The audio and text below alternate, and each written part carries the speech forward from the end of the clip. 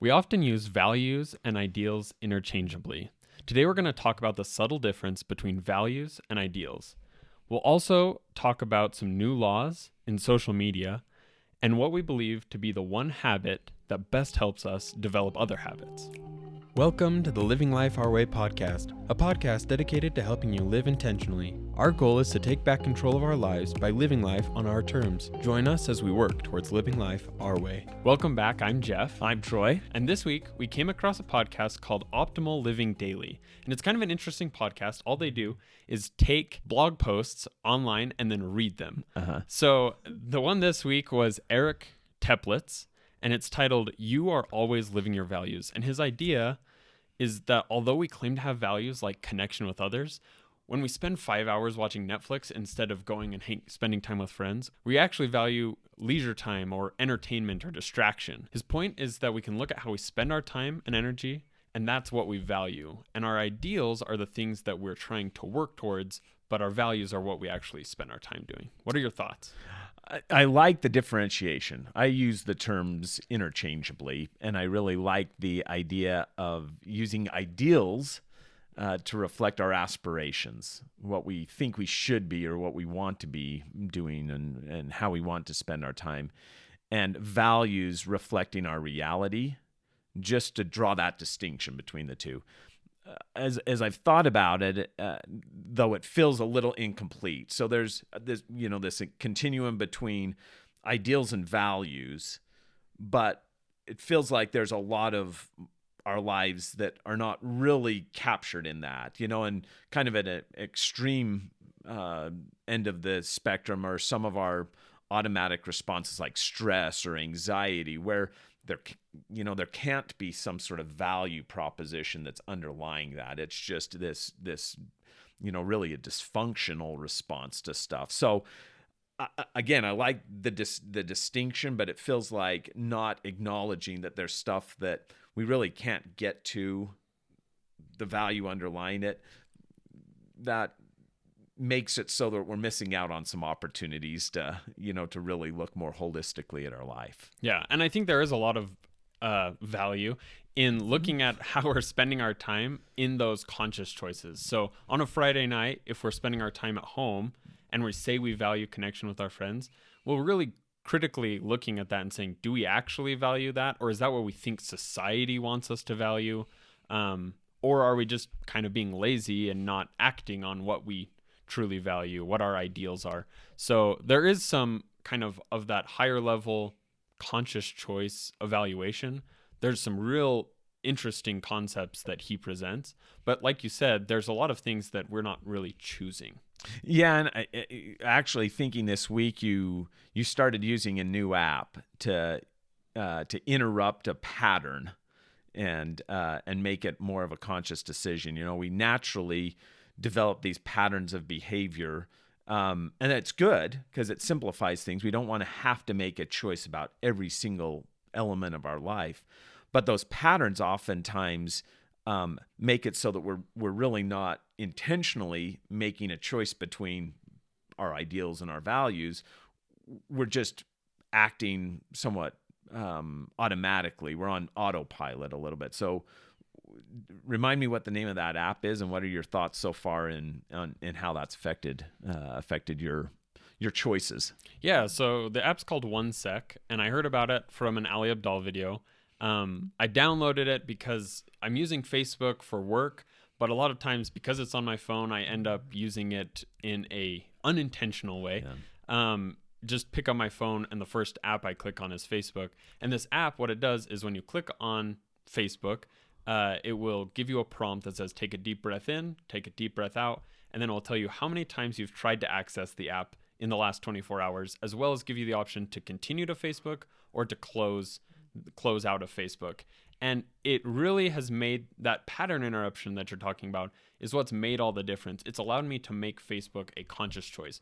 It doesn't mean I don't ever get on Facebook, but it certainly decreased the amount of times I just mindlessly start the doom scroll on Facebook, and it's saved me a lot of time and made me feel a lot better about how I'm spending that time. So far, so good. So far, so good. Well, and so bottom line on this is, again, I really like the way that he breaks out the ideals versus the values. I think that's a positive way to look at it. And quite honestly, it relates to the habit we're going to talk about here a little bit later on, where we really are trying to be more intentional about identifying and keeping top of mind these ideals and being clear on identifying the values using his terms or his concepts of those terms, and making those decisions more intentional. So really love the framework generally, even though I do feel like there's maybe it's not entirely complete in terms of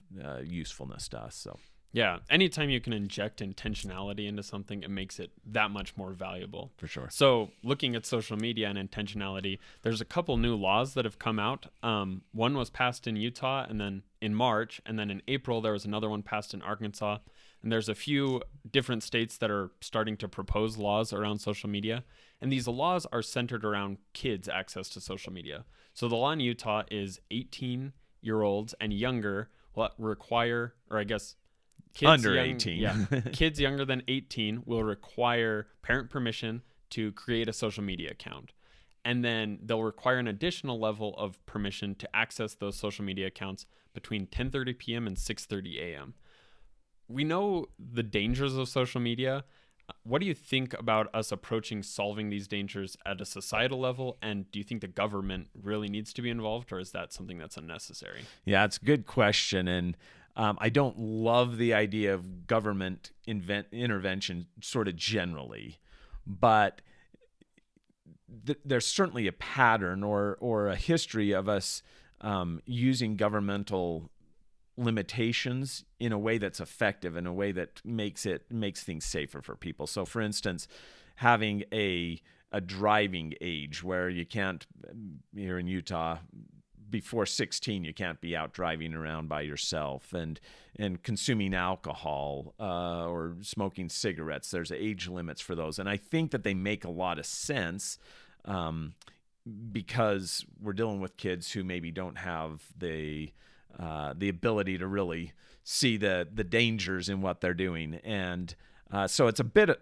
I guess for me, it's a bit of a no-brainer now that we are so aware of the dangers that social media presents for kids, to have some sort of government-based system. Parents need all the help they can get, and I think that even the most well-intended parents sometimes going to struggle with the cries of, hey, all my friends can do it, as they're trying to draw limits. So I think it's a smart thing to have the government take a look at some limits. Yeah, so you were part of the generation that was social media-less and is now raising kids in the social media era. And so there are just some struggles with having these new technologies that come out, and they change so fast. So it is nice to have the government get involved a little bit. I think anytime the government gets involved, it really incentivizes the private sector to also make apps like OneSec that help people take control. Once kind of society as a whole moves in a certain direction, it helps individuals take better action. A great example of that is like with seatbelts. You know, I grew up in the generation where seatbelts were not maybe recommended, but we never wore them. As people became more aware of the benefits of wearing a seatbelt, the private sector started making your car chime at you, and automating some of those some of the effort to put your seatbelt on and whatnot. So I think you're right. I think there's some things that will happen that will make it even easier for parents and kids alike to avoid some of the dangers of social media. Yeah, so that chime is a great example of pattern interruption, where if you're on autopilot, you get in, don't put on your seatbelt. As soon as that chime starts going off, now you get to make a decision. And some people decide not to and just live with the chime. But right. It at least gives you the option to choose. Yeah, one other thing that I will say that I do like about it is that these limitations are being done at the state level, not the federal level. And two reasons why I like that is, one, at the federal level, once it's these limitations are put in place, modifying them becomes much more cumbersome. So we can be a little bit more nimble at the state level in terms of modifying things as we see what works and what doesn't work.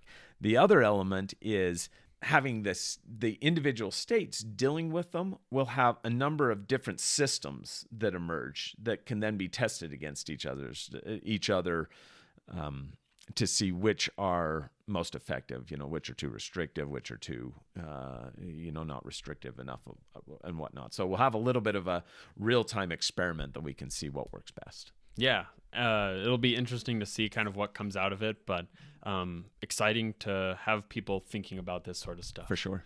So kind of to finish up today, we talked about a habit, the habit to rule all habits. And it's not a novel habit. Stephen Covey, who's the author of 7 Habits of Highly Effective People, talks about it as he actually said, if you were to ask me what single practice would do more to balance your life and increase your productivity than any other, it would be this. Plan your week, each week, before the week begins. What are your thoughts? I love the idea of planning. The purpose of planning is to create that intentionality so that you really are in that planning phase identifying your ideals and looking to try to align what happens down the road with those ideals, whatever they may be, work related or whatever else.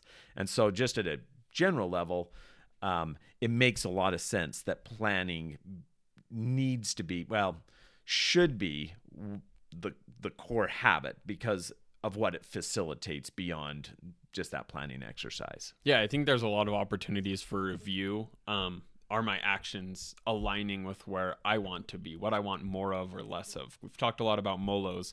This is a great opportunity to kind of review those in kind of a microscopic, kind of a general sense, and then even a macroscopic kind of way of looking at these things daily. So in advance of Friday night, saying, what do I really want to do on Friday night, instead of just trying to make that decision ad hoc, can really help you align your life with your ideals. Right. And so one of the things that we've found is really helpful is, and Stephen Covey focused on weekly, and far be it from us to disagree with Dr. Covey, but what we found is breaking it up, like you said, into that sort of micro level review, like on a daily level, where we're really just getting some planning, making sure that we're remembering what we're really trying to get accomplished or what we're trying to avoid or whatever else. And then moving to that weekly where we're having a little bit wider angle view of what's important to us and making sure that we're, as best we can, aligning how we're using our time and what we're focused on with what's important with us. And then, finally at a monthly level, looking even more broadly at, hey, are my ideals really, are they what will get me the life that I really desire? So some of those MOLOs, really spending a little bit of time to ask some harder questions about what am I really looking for out of life. So that planning regimen of really reflecting consistently, if we can get that habit down, it now provides us the framework, these kind of value choices that allows us to start building on habits that really reflect our MOLOs, what really reflect the life that we're looking to build for ourselves. Yeah, it also allows us an opportunity for stacking. So having a regular meeting every day, now you can build, for us, our cleaning schedule can just go right before or after that planning or that daily reflection. And that's immensely valuable. It's just having that scaffold build out, just like you need a scaffolding to build the building inside. That scaffolding of daily habits, both at the beginning and end of the day, kind of helps you build that life you want in the middle. Yeah, and scaffolding, or I'd almost say even more foundation, where it strengthens it, where each day you're reminding yourself why some of those other habits are meaningful to you. And just so that we're clear, so people don't misunderstand what we're talking about, this check-in or this reflection or meeting at a daily level, it's really a 5-minute, maybe 10-minute opportunity. Just make sure we're organized with what we've got coming up the next day. Make sure that our day, we have some clarity on what we're trying to accomplish. Take a look at some of our values, or better said, our ideals that we're really looking to build. Take a look at some of the habits, sort of recommit to some of those habits. So it can be quick, but it's really powerful if we build that sort of foundational habit of those regular check-ins, just to keep ourselves as intentional as possible when we, now go about our day or our week or our month. Yeah. So we've been working on developing this system just for ourselves, but we're going to be kind of releasing this out to people that are interested in developing this core system. What's kind of our timeline look like on that? Yeah, I would expect within the next couple of weeks we'll have it's almost an agenda for your personal sequence of meetings, but something that you can just take a look at each day. And our experience is when we just are consistent at doing that a lot of other things become much easier to do on a habit basis or routine basis. So I would say within the next couple of weeks we'll have that put together in a form that we're comfortable sharing. Yeah, and you said become more consistent, but I think also become more effective, that our habits not only will be consistent for the sake of consistency, but that they'll be moving us towards where we want to go. And we talk about internally that those daily meetings really are intended to make us more efficient. Just make sure that we're using our time efficiently. The weekly meetings are really intended to increase our effectiveness. So we're now trying to get more done, but more of the right things done. And then that monthly one is really about building a bit more fulfillment or more enjoyment in our lives by really making sure that what we're doing is aligned with what we believe will make create our ideal life. So yeah, that's really the pattern that we're trying to do is create that richer life that we're looking for by breaking it down into places that allow us to be make it more actionable. So we're going to introduce a new segment to the podcast to finish it out. It's our Tuesday's Top Performers. Love it. So it's kind of our favorite thing of the week. For me this week, one of my favorite creators on YouTube is Struthless, and he put out a video called The Curse of the Country Song, and it's a mini documentary that he goes on about him writing a country song, and it's so entertaining. But he finishes up at the end of it with he's an excellent storyteller, but kind of the point of his story is the goals we abandon have the power to do more for us than hitting them ever could. Failure teaches us in a way that success just doesn't. Honestly, it's an awesome video. It's worth checking out. We'll link it in the description. And again, he's just a great storyteller, and he's so relatable in spite of the fact that I almost have nothing in common with him. So it's really amazing that people can do that kind of stuff. That's awesome. I'm going to go a little bit deeper for my top performer, all the way back to the 1800s and the well-known essayist and writer Ralph Waldo Emerson. He has a quote that I heard for the first time this week, at least the first time that I remember. He said, "The only person you are destined to become is the person you decide to be." And there are a lot of parts of life that we don't control, but we do control our reaction to them and the way that we choose to view the world around us. And that, I mean, that's a superpower. It's a superpower that's in all of us. And we may choose not to use it, and we may forget that we have it, but it's our superpower that we can control how we're responding to things and how we view the world. And that's really cool.